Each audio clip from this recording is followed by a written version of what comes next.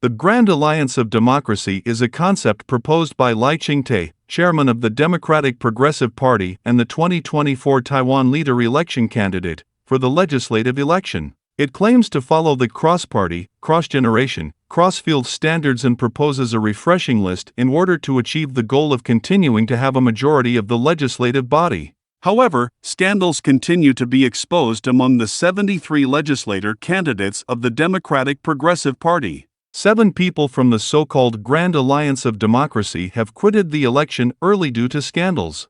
The first person to withdraw from the election was Taoyuan City Councilor Yang Chieliang. At first he won the DPP primary election. However, just before the candidate list was to be unveiled in early May, Yang suddenly confessed that he had posted on the internet, "I am lonely at night and need your comfort," which violated the Child and Juvenile Sex Trafficking Prevention Ordinance. So he became the first person to withdraw from the legislative election. Then, Chen Opa, who was originally striving for re-election as a fourth-term legislator, was kicked out by Huang Kuo-chang, a former legislator of the New Power Party, at the end of March.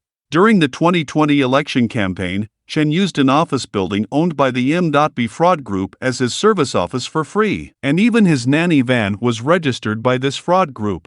After struggling for several days, Chen issued a statement of withdrawal from the election under the pressure of public opinion. At the end of May, in order to boost the momentum for the legislative election, Lai Ching-te personally held a press conference and announced that she would cultivate and support young people in difficult constituencies, and cooperated with non-party political commentator Li Chenghao in the 9th district of New Taipei City. However, this move triggered a strong backlash from youth within the Democratic Progressive Party. More than 700 young generation staff and their supporters in the party signed a petition questioning Li's alleged threat to his ex-girlfriend in a private video. Although Li denied the accusation, he sadly announced his withdrawal more than half a month later. In mid-June, Lin Feifan, the former DPP Deputy Secretary General who was recruited to run for election, was accused of improperly handling a sexual harassment case involving party workers. As a result, this Tsai Ing-wen boy who the DPP had high expectations was forced to withdraw from the election.